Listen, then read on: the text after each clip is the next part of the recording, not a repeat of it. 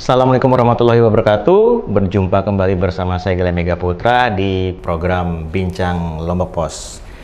Dan kali ini spesial sekali, kita sudah kedatangan narasumber. Beliau Prof. Muhammad Ali PhD adalah seorang akademisi dan guru besar terkemuka di UNRAM. Betul Pak? Yang dikenal karena kepakaran, produktivitas, riset, dan rekam jejak kepemimpinan di lingkup universitas serta regional NTB. Bagaimana kabar Pak? Alhamdulillah sehat. Ini pertama kali ke Lombok Pos Pak? Iya. Baik, selama beberapa waktu ke depan kita akan ngobrol-ngobrol santai terkait dengan tema kita di kesempatan sore hari ini atau kali ini ya. Kita memiliki tema podcast bagaimana mendesain masa depan UNRAM menuju universitas kelas dunia yang berakar di kearifan lokal Lombok. Betul Pak? Baik Pak, Bapak sekarang menjabat sebagai dekan ya. Dekan di Fakultas Peternakan. Fakultas Peternakan. Sejak kapan, Pak? Akhir 2022. Oh, berarti sudah cukup lama ya. Tapi sebelumnya saya 2 periode sebagai Ketua Lembaga Penelitian dan Pengabdian Masyarakat. Oke, dengar-dengar memang Bapak sekarang sedang memperebutkan amanah sebagai Rektor UNRAM ya. Mungkin ada istilahnya misi khusus yang ingin diwujudkan Pak untuk menjadi rektor ini. Ya, dengan ditetapkannya visi UNRAM terutama berdasing global tanggal 14 Juli 2025 itu mendorong saya untuk ikut dalam mengemban amanah ini. Karena saya untuk mewujudkan visi tersebut tentu dibutuhkan orang yang telah mengalami sendiri bagaimana kuliah, belajar di universitas yang berdasing global. Saya pernah belajar, saya pernah meneliti bagaimana standarnya, sehingga itu yang memotivasi saya harus terlibat dalam mewujudkan visi tersebut. Oke, itu pemilihannya kapan Pak ya? Pemilihan tahap pertama sekitar tanggal 18 Desember kalau salah. Itu nanti internal bersama para senat UNRAM. Selanjutnya sekitar pertengahan bulan Januari akan dilakukan pemilihan bersama Menteri Pendidikan Tinggi. Berarti proses ada tahapan-tahapan. Ada tahapan-tahapan yang kita harus lalui. Seumpama Pak Prof terpilih sebagai rektornya, apa visi ke depan untuk UNRAM tahun ke depannya Pak? Ya, selaras dengan visi tadi yaitu mewujudkan UNRAM yang unggul, berdampak dan berdasing global. Seperti itu visinya Bapak ya. Seperti yang kita tahu Pak, bahwa sekarang itu lagi era digital dan AI Pak. Model pembelajaran apa nih yang mungkin akan Bapak terapkan atau Bapak dorong, seperti bagaimana UNRAM memastikan lulusannya tidak hanya pintar secara teoritis, tapi juga gesit, kreatif, dan siap menghadapi dunia kerja yang berubah secara dinamis dan cepat ini Pak? Ya, jadi yang dilakukan adalah memperkuat implementasi dari kurikulum OB. Outcome based education, karena kurikulum ini sangat fokus kepada luaran kualitas lulusan, sehingga lulusan bagaimana mampu berkompetisi di global dan juga punya relevansi sesuai dengan kebutuhan. Nah, sehingga kurikulum ini diimplementasikan dengan bentuk pembelajaran berbasis proyek ataukah kasus langsung di masyarakat, melihat langsung kondisi masyarakat, permasalahan di masyarakat, dan diselesaikan secara akademik, secara keilmuan, dengan pembelajaran melalui blended learning. Blended learning karena kita pahami bahwa UNRAM ini ditakdirkan berada di provinsi kepulauan yang mengemban amanah untuk mendidik anak bangsa di berbagai pulau. Kita punya ratusan pulau, anak-anak bangsa hidup lahir di sana, punya potensi, dan itu tidak harus ke Mataram full 4 tahun, bisa dilakukan pembelajaran blended, misalnya semester 1 sampai 5 dia berada di kampus mempelajari dasar-dasar ilmuwan. Setelah itu dengan pembelajaran tadi proyek berbasis proyek maupun kasus tadi bisa langsung di lapangan. Itu pembelajaran blended learning yang kita terapkan. Bisa dibilang cukup dinamis juga ya, mengikuti tren juga Pak. Betul. Setelah itu seperti yang kita ketahui bahwa riset dan pengabdian masyarakat sering disebut sebagai pilar Tridharma Pak. Fokus riset strategis apa yang akan Bapak prioritaskan agar hasilnya benar-benar bisa menyelesaikan masalah nyata di NTB ini, Pak? Ya. Ada 5 fokus riset yang harus kita prioritaskan di NTB. Yang pertama tentu sesuai dengan permasalahan dunia maupun nasional kita adalah pertama kedaulatan pangan. Pangan menjadi prioritas pertama. Terus yang kedua kesehatan dan obat-obatan, ya, karena kita dengan berbagai endemi yang muncul saat ini, ya, penyakit itu harus menjadi utama. Terus yang ketiga adalah energi terbarukan. Kita punya potensi luar biasa, tinggal kita gali pemanfaatannya. Terus yang keempat baru lingkungan dan pariwisata berkelanjutan. Ini menjadi keunikan NTB, kekuatan sekaligus yang harus kita optimalkan. Dan yang kelima adalah sosial, ekonomi kreatif dan humaniora, ya, untuk menggerakkan perekonomian masyarakat. Nah, kelima fokus riset ini kita sudah petakan untuk menjadi daerah prioritas di 5 lokus wilayah. Ada Geofak Rinjani dan kawasannya sampai ke pulau-pulau Gili, ya, Gili Trawangan dan seterusnya. Terus juga bagian selatan ada lokus kawasan super prioritas Mandalika. Terus ke timur kawasan Selat Alas Hijau, ya, ke Lombok Timur, terus masuk ke Sumbawa. Baru ke lokus Samota, Teluk Saleh, Moyo, Tambora, itu punya keunikan dunia yang luar biasa. Baru ke Sakosa, ya, daerah Sape, Komodo dan Sangiang. Ya, itu yang kawasan-kawasan yang prioritas ke depan. Prioritas ke depannya seperti itu, nggih. Setelah itu, Pak, apakah ada rencana nih, Pak, untuk merombak atau memperkenalkan kurikulum baru yang lebih lintas disiplin, misalnya dengan menggabungkan ilmu kelautan dengan teknologi digital atau sosiologi dengan ekonomi kreatif ke depannya mungkin ada? Ya, jadi untuk kurikulum ada aturan melakukan perubahan atau adaptasi dan sebagainya, minimal dia harus diimplementasikan dulu selama 4 tahun, ya, baru kita evaluasi. Ya, nah itu kurikulum UB yang sudah terapkan saat ini sangat bagus karena baru diterapkan tahun lalu, ya. Nah, terus kita evaluasi perkembangannya, hasilnya bagaimana, dan yang utama saya rasa adalah adanya mata kuliah penciri di universitas, penciri fakultas, dan penciri program studi. Jadi misalnya di UNRAM di level universitas kita akan memiliki mata kuliah ekosistem kepulauan.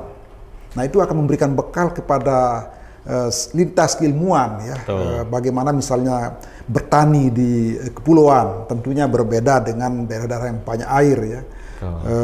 Terus yang dengan kondisi ekosistem kita yang sebagian besar terdiri dari laut, maka blue economy yang gerakkan di peternakannya juga seperti itu, kesehatan dan obat-obatannya pun begitu. Apa jenis penyakit-penyakit yang kayak malaria, yaitu kita terkenal dengan penyakit itu.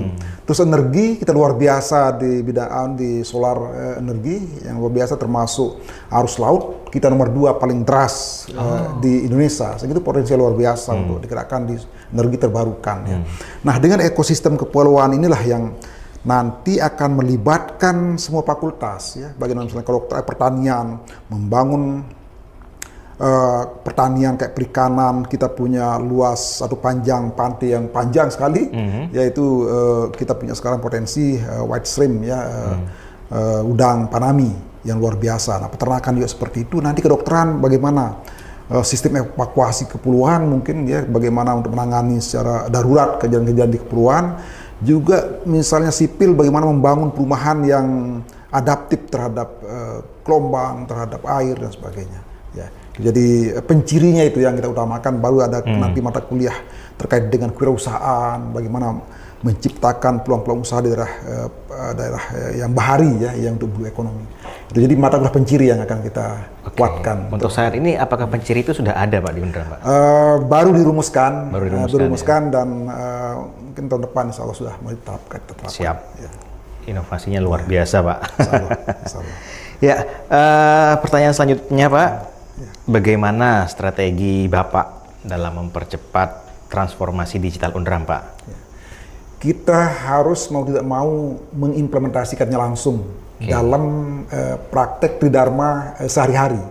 Pendidikan blended learning menjadi mutlak karena selain tadi untuk meningkatkan akses pendidikan juga untuk menciptakan smart campus ya. Kampus yang adaptif, kami melihat misalnya di Australia jarang mahasiswa ketemu sama dosennya, tapi mereka ada platform pembelajaran, terus blended learningnya ada dilengkapi dengan modul-modul itu sangat ini. Jadi itu juga untuk memperpendek mahasiswa berada di dalam kampus, ya, terus melihat kondisi real di luar kampus. Itu yang kita harus terapkan juga dalam keseharian operasional teknis. Surat penyurat dan sebagainya sudah mulai. Sekarang tinggal kita padukan banyak asalnya sistem informasi yang dimiliki UNRAM harus terpadu, bisa memberikan informasi menyeluruh kepada pimpinan untuk mengambil keputusan. Ya. Saya ingat, kebetulan saya alumni UNRAM juga, Pak. Dulu ketika memang mau daftar itu serba manual, Pak. Harus datang, terus istilahnya, pokoknya serba manual. Mau bayar SPP pun harus manual, segala macam. Dengan adanya era digital sekarang ini, sangat dimudahkan tentunya, Pak ya. Itu yang semua serba online ya, bahkan kuliah pun bisa dari rumah juga sebenarnya sekarang, Pak ya. Dengan tidak harus kita datang jam 7 pagi dalam kondisi yang kan, dan tidak harus datang ke Mataram, betul, kan, jadi itu dia. Itu akan bisa memudahkan sekali. Siap Pak, itu yang kita tunggu. Termasuk mungkin saya nanti ketika mau pengen S2 kan mungkin bisa juga Pak ya. Oke, itu pasti. Itu harus karena S2 itu lebih banyak di lapangan. Karena kita kan kalau S2 itu, mohon maaf Pak, mungkin ada yang sudah bekerja Pak. Kadang-kadang waktu untuk offline atau ketemu tatap muka itu sangat jarang. Mungkin dengan ada inovasi ke depannya yang semua serba online sangat dimudahkan sekali Pak.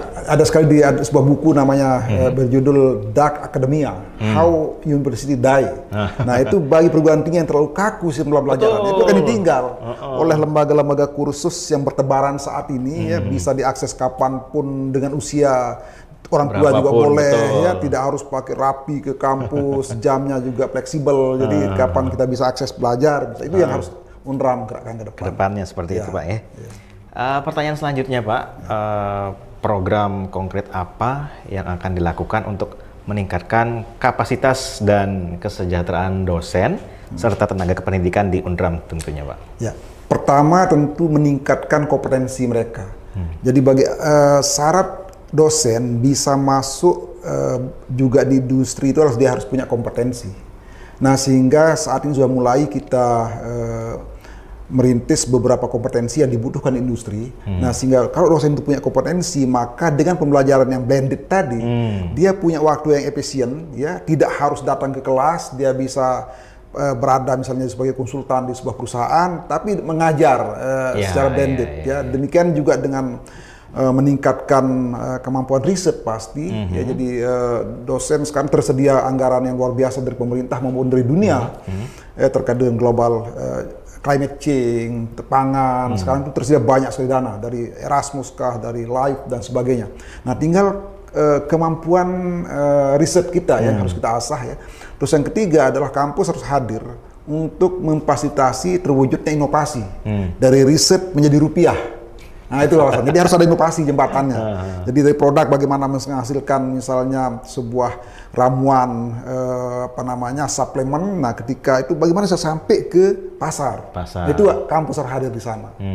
Ya, inkubator kita dirikan, kita perkuat hubungan dengan mitra, dengan alumni-alumni yang sudah sukses di luar, ini kekuatan yang luar biasa untuk mewujudkan kesejahteraan. Itu juga akan terpadu semua ke kesejahteraan dosen, insya Allah. Ya, karena dengan dia publikasi, dengan bisa masuk industri, dia ada tambahan income. Ya, terus yang kedua dengan blended learning itu dia lebih efisien waktunya, bisa bergerak sama bisa konferen, bisa ngajar di mana, itu yang harus dilakukan, insya Allah. Ya. Menyinggung dengan kemitraan tadi. Cocok dengan pertanyaan saya yang selanjutnya Pak.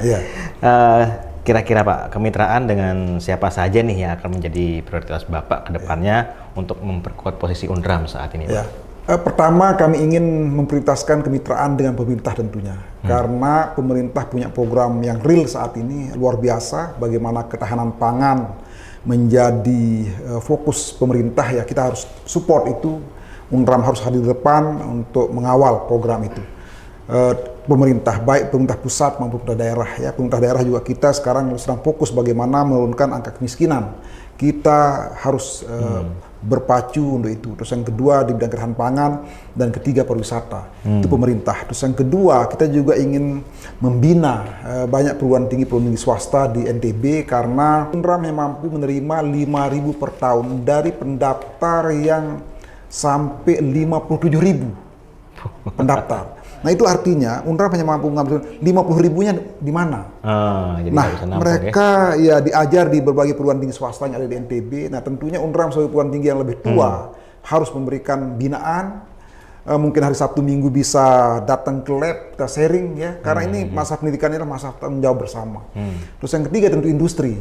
Kita terkenal dengan industri rumput lautnya, industri tambak udangnya, mutiaranya, lobsternya. Kita sangat unggul di bidang itu. Nah, kita harus hadir di sana bekerja sama. Di sana kita minta misalnya ada living lab yang langsung dosen bisa mengajak mahasiswa untuk meneliti permasalahan penyakit mungkin di sana. Itu dengan industri. Dan juga sekarang NGO cukup banyak yang menawarkan dana-dana besar ya untuk menghadapi climate change ini. Sehingga itu juga kita harus kerjasama dengan NGO yang ada di baik dalam negeri maupun luar negeri. Ya. Kalau boleh tahu Pak, sekarang UNRAM itu akreditasinya apa Pak? Alhamdulillah. Sudah unggul. Sudah unggul ya, luar biasa. Jadi sudah tidak diragukan lagi nih kapasitasnya UNRAM Pak. Alhamdulillah. Pertanyaan selanjutnya Pak, selain prestasi akademik, karakter dan soft skill apa yang ingin Bapak tanamkan kepada mahasiswa UNRAM khususnya, dan bagaimana menciptakan iklim kampus yang mendukung pengembangan jiwa kepemimpinan dan kewirausahaan khususnya entrepreneur Pak? Ya. Jadi karena sekarang sudah mahasiswa asing bolak-balik dan juga kita ke luar negeri ini. Jadi pertama yang kita kembangkan adalah international outlook. Ya, mahasiswa itu tidak minder, UNRAM tidak minder ketika berhadapan dengan mahasiswa asing. Ketika juga mereka melakukan student mobility ke negara-negara, dia punya percaya diri. Nah itu harus kita bangun dengan mendatangkan dosen-dosen dari luar, terus juga mahasiswa, ya pertukaran mahasiswa dan sebagainya. Itu yang pertama. Terus yang kedua adalah leadership. Ini yang sangat penting karena mahasiswa ini adalah ya komponen elit masyarakat kita yang dididik memang untuk menjadi pemimpin, ya pemimpin baik di bidang pendidikan, bisnis dan sebagainya. Dan yang ketiga adalah entrepreneurship. Jadi ini karena negara membutuhkan itu pelaku-pelaku bisnis yang produktif gitu, sehingga ini yang mulai kita di kampus sudah sejak ada kegiatan Merdeka Belajar Kampus Merdeka kemarin, kita menyediakan skim untuk mahasiswa pelatihan bisnis, membuat kewirausahaan sampai mendorong itu menjadi startup. Itu sudah hal-hal yang sudah kita lakukan dan akan semakin kita perkuat ke depan. Siap. Ya. Berbicara soal MBKM atau Merdeka Belajar Kampus Merdeka, Pak, bagaimana mungkin ada evaluasi dari Bapak terkait dengan program tersebut yang sudah berjalan di UNRAM beberapa lama ini? Ya, jadi ada beberapa kelemahan kemarin yang sempat kita identifikasi itu adalah sebenarnya karena komunikasi, ya, bahwa kami mengirim mahasiswa magang ke mitra, itu ada kelemahan. Belum dilakukan diskusi mendetail tentang capaian pembelajaran yang harus dipenuhi oleh mata kuliah yang dikonversi dengan tempat magang. Nah ini mungkin yang kita perbaiki ke depan, bahwa harus duduk bersama antara mitra dan kita, bahwa kalau mata kuliahnya misalnya mata kuliah tentang budidaya perairan misalnya, apa capaian pembelajaran yang dibebankan kepada mata kuliah ini. Nah itu bentuk-bentuk kegiatan yang harus dilakukan di mitra. Nah sehingga nyambung, terpenuhilah relevan, terpenuhi RPL yang sudah dijanjikan oleh mata kuliah itu terwujud. Itu ke depan yang kita perbaiki. Siap Pak, luar biasa sekali. Pertanyaan selanjutnya Pak, bagaimana UNRAM di bawah kepemimpinan Bapak nantinya akan terlibat langsung dalam menangani isu-isu strategis yang ada di Lombok khususnya di NTB Pak, semisal isu pengembangan pariwisata, isu pengentasan kemiskinan dan atau pengembangan UMKM yang ada di NTB Pak? Ya.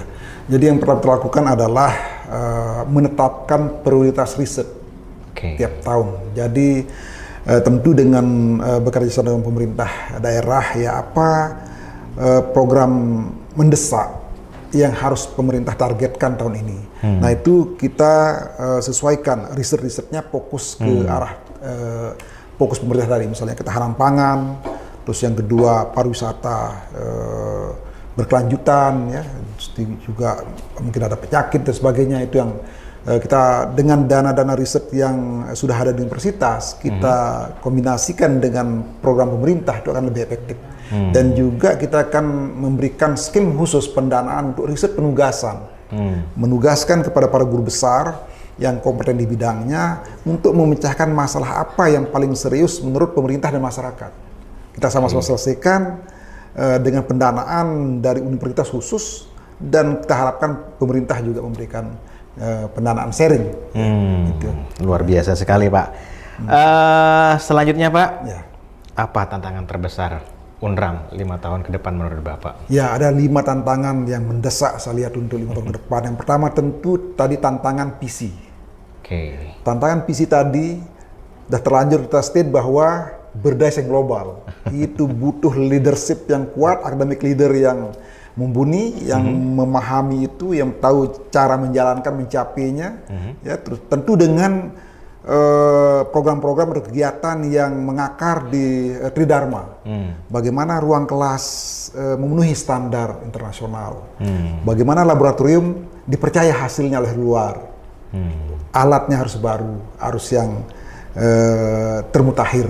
Nah, itu hal-hal yang untuk mencapai ke arah pembelajaran lulusan yang atau terwujudnya PC yang unggul dan berdaya saing global itu. Terus yang kedua tentu tantangan dari IT sekarang, dunia revolusi industri sekarang, revolusi informatika saat ini menuntut kita untuk menghadirkan kampus yang smart dan sustainable. Pembelajaran yang kayak tadi harus jangan terlalu kaku di kampus, full di kampus, harus lebih santai, karena dunia adik-adik sekarang yang milenial ini beda dengan kita yang harus dipaksa belajar di kelas. Mereka lebih senang di lapangan, cepat bertanya, tidak harus ke perpustakaan setiap hari, bisa ditanya di Google dan sebagainya. Terus yang ketiga adalah tuntutan pemerintah. Tantangan dari pemerintah saat ini adalah kampus berdampak. Nah, jangan kita hanya berpikir terlalu mengecat langit ya, tapi masalah di sekitar kita tidak selesai. Kampus harus hadir menyelesaikan masalah-masalah yang menjadi prioritas pemerintah dan masyarakat. Harus kita bersama-sama. Terus yang ketiga adalah, yang keempat, transformasi sosial yang terjadi saat ini. Ketika kita membaca sebuah berita atau kadang-kadang ada muncul di Facebook dan sebagainya, kita tidak tahu apa itu benar atau hoax atau apa. Nah, itulah akhirnya kita mendorong untuk menciptakan akademik milieu yang kuat di kampus. Kampus harus menjadikan mahasiswa ini sebagai motor penggerak transformasi sosial, untuk memberikan contoh ke masyarakat, memberikan edukasi ke masyarakat, literasi dan seterusnya. Dan yang terakhir tentunya adalah tantangan dunia, ya, perguruan tinggi dimanapun tantangannya adalah dana. Kita mutlak menggali pendanaan itu dengan prinsip entrepreneur. Entrepreneurship yang berbasis inovasi. Kita tentu tidak akan menjual produk-produk yang sudah menjadi produk bagian usaha masyarakat, ya, tidak membunuh, itu akan membunuh usaha masyarakat, tapi menghasilkan inovasi, produk inovasi yang bisa bernilai komersil. Itu jadi 5 prioritas 5 tahun yang harus kita selesaikan ya. Berbicara soal global, Pak, untuk saat ini apakah UNRAM sudah menjalin kerjasama dengan berbagai universitas yang ada di luar negeri, Pak? Ya, alhamdulillah sudah cukup banyak kerjasama kita dengan berbagai negara dari lingkup yang paling kecil, ya. Kita diminta untuk membina Timor Leste misalnya dalam hal pertanian, ya. Fakultas Pertanian, Fakultas Peternakan, dosen-dosennya banyak kita kirim untuk membina pertanian di Timor Leste. Juga di lintas ASEAN, kita bekerja sama dengan Malaysia, ya, terus dengan Singapura, termasuk dengan Filipina, terus Thailand, terus kita galakkan. Terus kemarin kami kerjasama dengan Ege University di Turki untuk membuat untuk pengolahan kulit, termasuk dengan Yunani, dengan Italia dan beberapa negara lain. Jadi alhamdulillah visi yang dirintis oleh rektor sebelumnya Prof. Sunarpi sudah terwujud, bahwa kita berbasis riset dan berstandar internasional. Luar biasa sekali, Pak. Mungkin sebagai pertanyaan pamungkas, Pak, sekaligus menutup podcast kita dalam kesempatan hari ini, Pak. Apa pesan dan harapan Bapak untuk seluruh keluarga besar UNRAM, terutama mungkin dosen, tenaga pendidikan, dan mahasiswa dalam mendukung visi besar UNRAM ke depannya, Pak? Ya, jadi kami ingin mengajak semua dosen dan tenaga pendidikan, juga mahasiswa untuk menuju ke satu titik, fokus ke satu titik, mewujudkan visi UNRAM yang unggul dan berdasarkan global. Tentu sinergi ini sangat dibutuhkan untuk sama-sama terlibat, yang memberikan sumbang pemikiran, kontribusi. Dengan saat ini tentu melalui pemilihan rektor ini kita menginginkan 3 hal. Yang utama, yang pertama tentu adalah profesional, sikap profesional dosen, ya, kita warga kampus harus mendapatkan profesionalitas. Untuk menunjukkan itu, yang kedua adalah meritokrasi. Jadi kampus dengan warga, segenap warganya, sivitas akademika, terutama senat, memberikan pilihan kepada calon yang punya merit, ya, punya keunggulan yang diharapkan bisa menjadi pimpinan untuk mewujudkan visi tadi. Dan demokrasi, ya, kita ini karena kampus adalah tempat mendidik adik-adik yang berpikir terbuka, ya, jadi jangan sampai menjadi tempat untuk kita saling beribadah hal-hal yang tidak perlu. Jadi kita bersinergi, tujuan kita, visi kita cukup berat, ya, jangan kita hamburkan tenaga untuk hal-hal yang tidak perlu, bersatu mewujudkan visi UNRAM yang unggul dan berdasarkan global. Itu saja, Pak. Ya. Baik, luar biasa sekali. Itu dia bincang singkat kita dengan Profesor Muhammad Ali PhD. Terima kasih, Pak, buat waktunya. Semoga sukses ke depannya. Amin. Baik, pemirsa Lombok Pos, itu di akhir program kita Bincang Lombok Pos dalam kesempatan kali ini. Saya Galih pamit undur diri. Sampai jumpa.